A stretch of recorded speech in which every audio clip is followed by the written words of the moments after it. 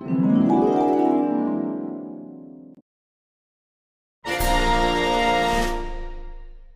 গরিব চাষি তার শেষ সম্বল জমি হারিয়ে হতভম্ব হয়ে বাড়ি ফিরে বউকে ডাকতে লাগল। গিন্নি ও গিন্নি কোথায় গেলে গো?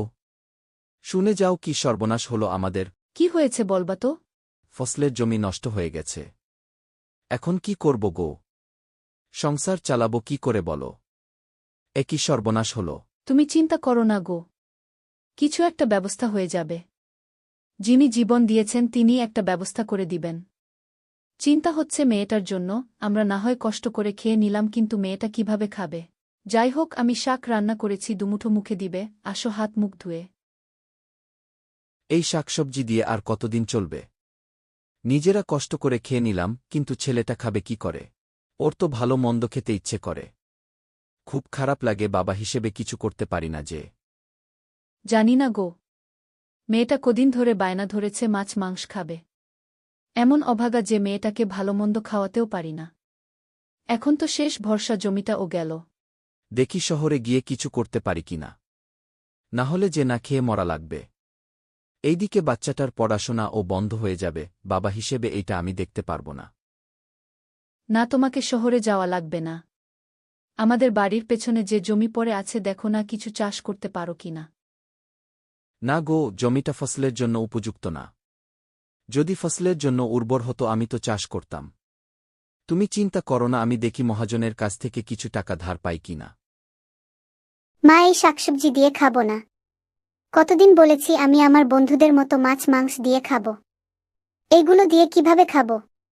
খেয়ে নে মা, বাবা বলেছে একটা ব্যবস্থা করবে। তোমরা এখানে কি করছো? চলো আমরা একসাথে খেলা করি।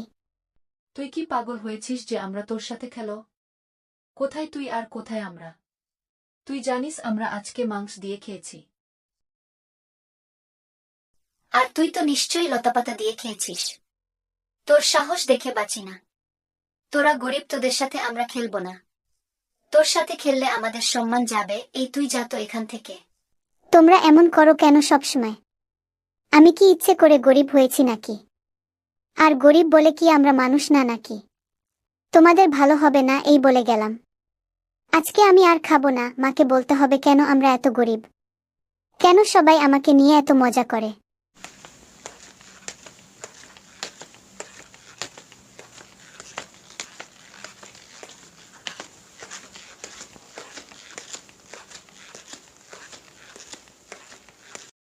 কি হয়েছে মা, এইভাবে শুয়ে আছিস কেন?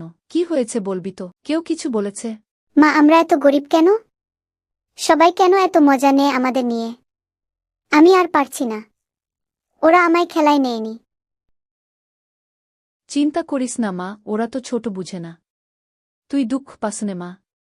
তোর বাবা অনেক কষ্ট করে আমাদের ভালোর জন্য, যাতে আমরা দুমুঠো ভাত খেতে পারি। তুই ওদের কথায় কান দিস না মা। দেখবি একদিন আমাদেরও অনেক টাকা হবে।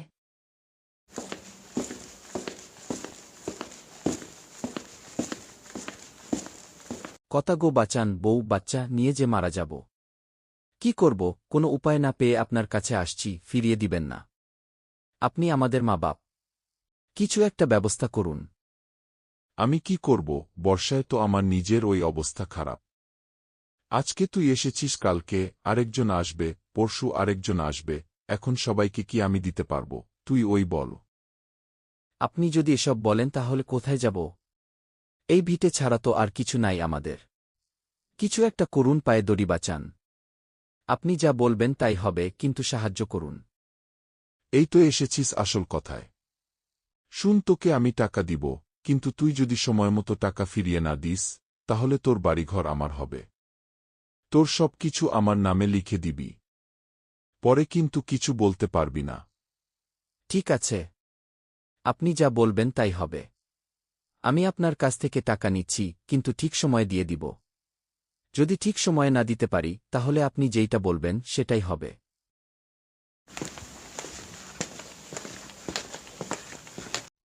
কোথায় গিয়েছিলি রে? আমার কাছ থেকে যে টাকা ধার নিয়েছিলি, দিবি না নাকি? দিব্যি তো চলতেছিস, আমার টাকা দেওয়ার নাম গন্ধও নেই। যদি আমার টাকা না দিস, আমি কিন্তু নালিশ করব মহাজনের কাছ। না না দাদা, আপনার টাকা আমি দিয়ে দিব। বাড়ি বৃষ্টিপাতে যে সবার খারাপ অবস্থা, আর কটা দিন সময় দিন, দিয়ে দিব দাদা। এই বাজারে যে চলাটাই কষ্ট। আর কটা দিন পর আপনার টাকা দিয়ে দিব। তোকে কতবার বলেছি যে তোর বুটাকে আমার বাড়িতে কাজে পাঠিয়ে দে, কিন্তু তুই তো কথা শুনিস না। দিলে কি হতো? ভালো করে চিন্তা করে দেখ, তোর বুকে পাঠিয়ে দে। ছোটলোকদের এত দেমাগ থাকতে নেই। কি বলেন দাদা, গরিব হয়েছি বলে কি আমরা মানুষ না নাকি? গরিব হয়েছি বলে কি নিজের বুকে অন্যের বাড়িতে কাজে পাঠিয়ে দিব? গরিবদের কি আত্মসম্মান থাকতে নেই? আমি আগেও বলেছি, এখন বলছি, আমি আমার বুকে কাজে দিব না। আপনার টাকা দিয়ে দিব। ছোটলোকদের কি দেমাগ রে বাবা, মনে হয় ওদের ওই দুনিয়া, আর আমরা ছোটলোক। ওদের নাকি আবার আত্মসম্মান হারালো। মা জানো, আজকে পুলি এসেছিল আমাদের সাথে খেলতে। তোদের আমি কতবার বলেছি ওই ছোটলোক মেয়ের সাথে খেলতে যাবি না, কিন্তু তোরা আমার কথা শুনিস না। ওই মেয়েটির সাথে থেকে থেকে ছোটলোকি স্বভাব চলে আসবে তোদের মাঝে। আমার কথা শুনিস না কেন তোরা বল? মা, কথা তো আগে শুনো। আমরা ওর সাথে খেলা করিনি। ও এসেছিল আমাদের সাথে খেলতে, কিন্তু আমরা অপমান করে দিয়েছি। বলেছি ওর সাথে আমরা খেলব না। খুব ভালো কাজ করেছিস। কত সাহস আসছে তোদের সাথে খেলতে। তোরা খুব ভালো কাজ করেছিস। এখন পড়তে যা তোরা। কি গো, তুমি কি এত চিন্তা করো? বলো আমায়। ভাবতেছি ওই করিমের যেই দেমাগ হইছে, দিন দিন দেমাগ আরো বাড়তেছে। চিন্তা করতেছি কিভাবে ওর দেমাগ কিভাবে কমানো যায়, ওর অহংকারে মরে যাই। বললাম ওর বুটারে আমাদের বাড়িতে পাড়ায় দিতে, শুনল না আমার কথা। বলে গরিব হয়েছি তো কি হয়েছে, আমাদের আত্মসম্মান আছে। মা, আজকে পুলিকে তিন্নি তন্না অনেক অপমান করেছে। কি বলিস? তুই কি ওদের সাথে ওকে কিছু বলেছিস? তোকে কিন্তু আমি এই শিক্ষা দেইনি। তোকে আমি শিখিয়েছি কিভাবে সবাইকে সম্মান করা লাগে। ওরা গরিব তো কি হয়েছে, ওরাও মানুষ, ওদেরও আত্মসম্মান আছে। এগুলো ঠিক না। হ্যাঁ মা, আমার খুব খারাপ লেগেছে। ওরা যখন ওকে অপমান করেছে, আমার প্রতিবাদ করতে ইচ্ছে করেছিল। ওরা খুব খারাপ। হ্যাঁ বাবা, শুধু ওরা না, ওদের মতো প্রভাবশালীরা গরিবদের বাঁচতে দেয় না। ক্ষমতা মানুষের সারা জীবন থাকে না। আজকে ওদের ক্ষমতা আছে, কালকে পুলিদের থাকবে। ওবেলা মাংস রান্না করব, পুলিদের বাড়িতে দিয়ে আসিস। ঠিক আছে মা, জানো এই মাংস খাওয়া নিয়ে ওরা এইভাবে অপমান করেছে।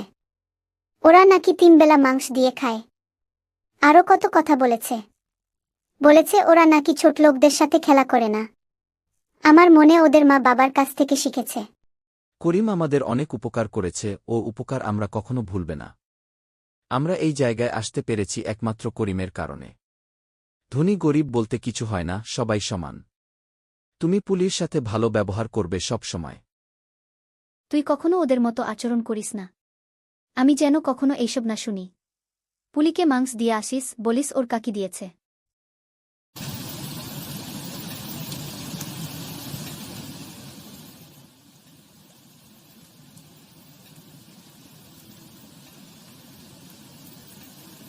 ঝড় বৃষ্টির মধ্যে করছিস রে মা, ঘরে আয়। দেখে যা, তোর কাকি মাংস দিয়ে পাঠিয়েছে। খাবি আয়। কাকি দিয়েছে মাংস, আমি মাংস খাবো মা। কি মজা, কতদিন পর মাংস খাবো। আমি আসতেছি মা। কি মজা।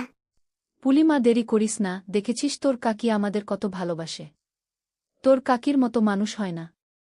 বিপদে মানুষের পরিচয় পাওয়া যায়, কে পাশে থাকে আর কে পাশে থাকে না।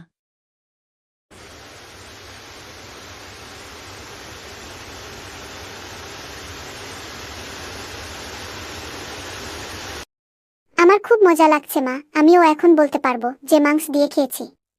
এখন আর কেউ বলতে পারবে না যে আমি শুধু শাকসবজি দিয়ে খাই।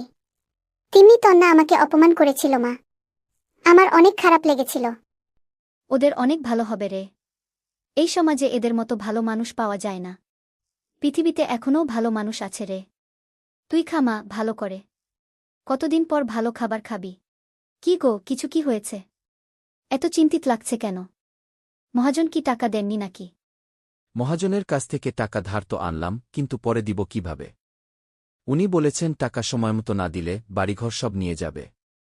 কোনো উপায় না পেয়ে টাকাগুলো আনলাম, কিন্তু এখন চিন্তায় আছি কিভাবে দিব। তুমি আমার কথা শুনো, জমিটায় সবজি চাষ করো। এই দিনে মানুষের সবচেয়ে বেশি দরকার সবজির। যদি সবজি চাষ করো তাহলে অনেক লাভ হবে। আমি যা বলছি তা করো। কালই বাজার থেকে কিনে আনো।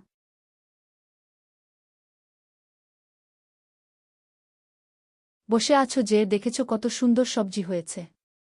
তুমি তো এই জমিতে সবজি চাষ করতেই চাইছিলে না। কদিনের বৃষ্টিতে মাটি উর্বর হয়েছে, তাই তো এই কদিনই কত সুন্দর সবজি হয়েছে। এইবার আমাদের আর দুঃখ থাকবে না। মেয়েটাকে মাছ মাংস খাওয়াতে পারব। আর চিন্তা থাকবে না।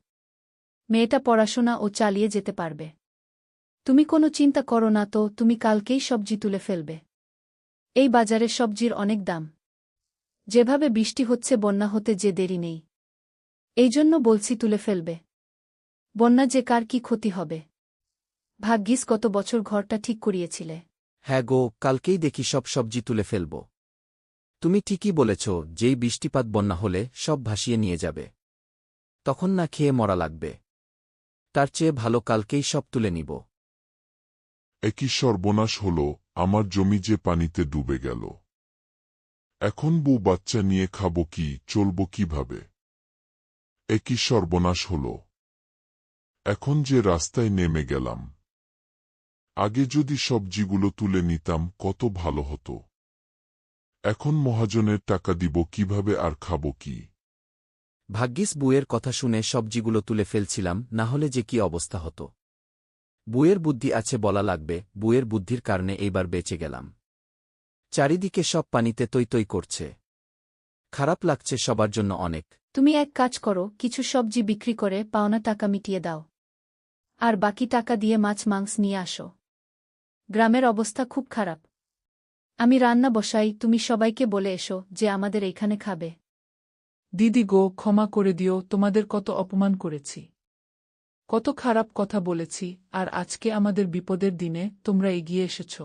না দিদি, এইটা তো আমাদের কর্তব্য। মানুষই তো মানুষের পাশে দাঁড়াবে।